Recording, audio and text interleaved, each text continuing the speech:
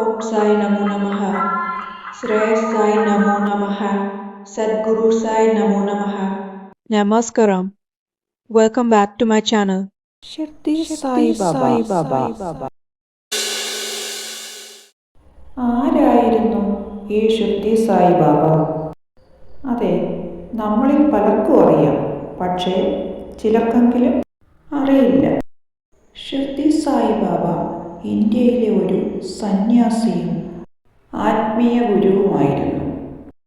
സന്യാസി, ഫക്കീർ, സദ്ഗുരു എന്നീ നിലകളിലെല്ലാം അദ്ദേഹം ഭക്തർക്കിടയിൽ അറിയപ്പെടുന്നു.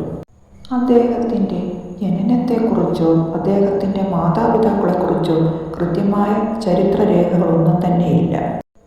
ഏകദേശം 16-ാമത്തെ വയസ്സിൽ ഷിർദിയിലെ ഒരു വേപ്പ് മരച്ചുവട്ടിൽ കണ്ടെത്തുന്നത് മുതലാണ് ഷിർദി ബാബയുടെ ചരിത്രം ആരംഭിക്കുന്നത്.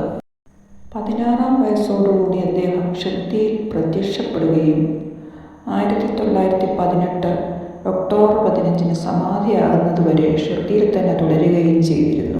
മഹാരാഷ്ട്ര സംസ്ഥാനത്തെ അഹമ്മദ്നഗർ ജില്ലയിലാണ് ഷിർദി സ്ഥിതി ചെയ്യുന്നത്.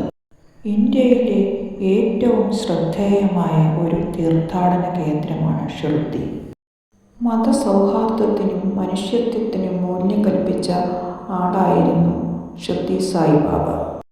മുസ്ലിങ്ങളുടെയും ഹിന്ദുക്കളുടെയും ആരാധനാ സമ്പ്രദായങ്ങളെ സമന്വയിപ്പിച്ചുകൊണ്ടുള്ളതായിരുന്നു അദ്ദേഹത്തിൻ്റെ ശൈലി.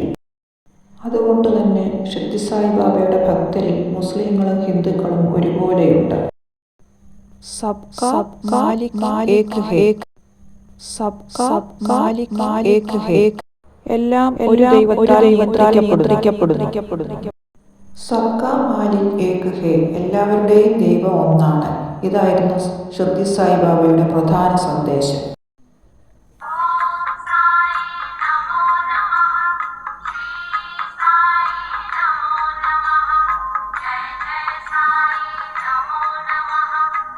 സദ്ഗുരു സായി നമോ നമഃ.